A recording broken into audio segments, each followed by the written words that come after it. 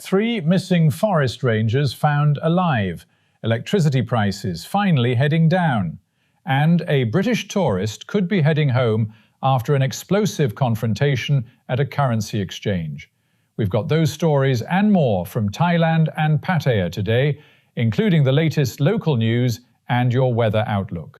In Kanchanaburi, 3 forest rangers who went missing while patrolling a remote area for illegal gold mining have been found safe and well after a long night of searching. The national park launched a major search operation, including helicopter support, after contact with the 3 was lost on Tuesday and they failed to return to base. The rangers had been patrolling a mountainous forest route as part of a crackdown on suspected illegal gold mining when continuous heavy rain made their journey back impossible. Flash flooding had effectively cut off their route, leaving them stranded overnight. Thankfully, all 3 were eventually located safe and were evacuated from the forest by helicopter. And some welcome news for electricity users across Thailand, as the average power tariff is set to fall to around 3 baht 89 satang per unit plus tax for September bills. That's 6 satang below the previously announced rate, following a decision by the Energy Regulatory Commission. There's better news, particularly for lower-use households. The energy charge for the first 200 units of residential electricity will be capped at no more than 3 baht per unit. Rates for electricity consumption between 201 and 400 units and above 400 units remain otherwise unchanged, apart from that reduction in public lighting costs.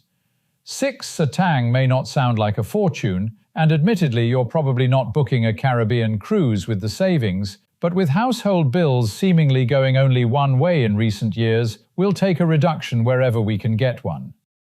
In Kampeng Phet province, meanwhile, there's considerable anger following the release on bail of a village headman accused of driving drunk and causing a crash that killed 2 teenagers. CCTV reportedly shows a car colliding with a pickup truck before continuing on and then striking a motorcycle carrying the youngsters. The 2 teenagers had left home and were preparing to board a bus for a school field trip when tragedy struck. The village headman is reported to have been returning from a meeting with colleagues, and authorities say alcohol was detected following the crash. His release on bail has caused understandable anger among local residents and the victims' families. A village headman's position can normally continue until the age of 60, but the provincial governor is now reported to be considering procedures that could see him removed from office. The bereaved families have also raised concerns about funeral expenses, saying the accused has told them he is unable to provide compensation.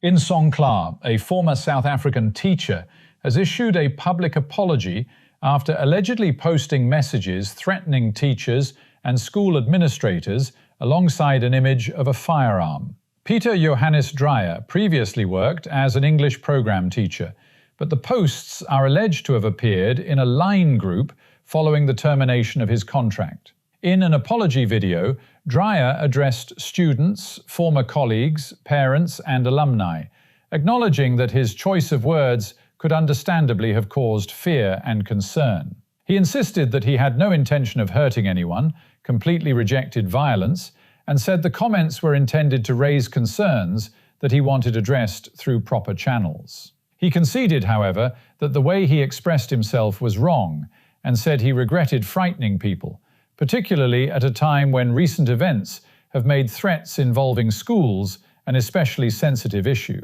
It remains unclear whether he has returned to Thailand, as he had previously been reported to be in Malaysia. And a British man could be on his way home permanently after an incident at a currency exchange booth in Hua Hin. The man allegedly became abusive towards staff after arriving to collect money sent through Western Union. There was just one fairly important problem. The reference number he supplied was incorrect, meaning staff couldn't hand over the cash. A video subsequently shared on social media shows part of the confrontation. 2 employees told investigators the man began shouting and swearing and allegedly attempted to enter the booth to confront them, causing items around the counter to be scattered and damaged. Police brought him in for questioning, where he reportedly admitted his involvement in the incident and acknowledged the charges against him. Immigration officials have now been asked to begin proceedings to revoke his visa and deport him, all of which makes it possibly one of the most expensive, incorrect reference numbers he's ever entered. Closer to home, in Ban Chang, a raid on a construction site has resulted in the detention of 24 Myanmar and Chinese nationals suspected of working illegally. The site is a new development, reportedly intended eventually to become a Chinese-run data center.